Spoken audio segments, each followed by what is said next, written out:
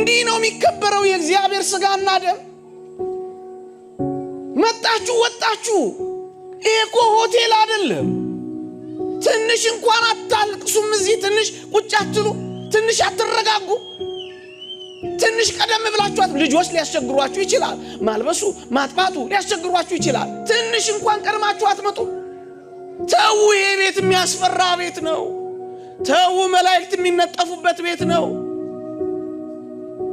ተው፣ አንዳፈረው።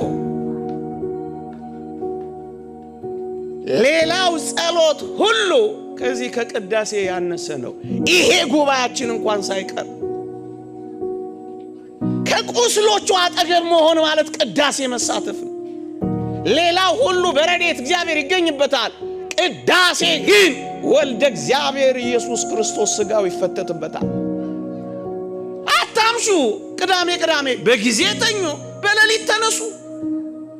ፊልሙ፣ ኳሱ፣ ቻቱ ምን ያደርግላችኋል? ቢያንስ ለአንድ ቀን መጨከን ያቅታችኋል። ለአንድ ቀን በሌሊት መነሳት ያቅታችኋል። ትምህርት ቤት ልጆቻችሁን 12 ሰዓት ተኩል 1 ሰዓት አይደል የምትሸኙት? ምን ነው ለቅዳሴ ሲሆን ትኮሩበታላችሁ? አልደፈራችሁትም እንዴ? አልተደፈረም እግዚአብሔር?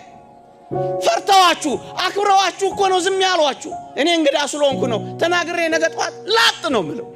ግን የምር ነው እግዚአብሔርን አክብሩት፣ ፍሩት። እስከ መቼና እየተቋረጠ ይገባል ይወጣ?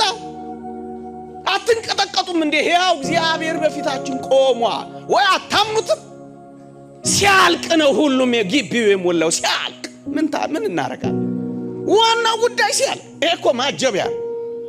እኛ ያረግን ያለነው ማስታወቂያ ነው፣ አድቨርታይዝመንት። ዋናው ጉዳይን አትተውት።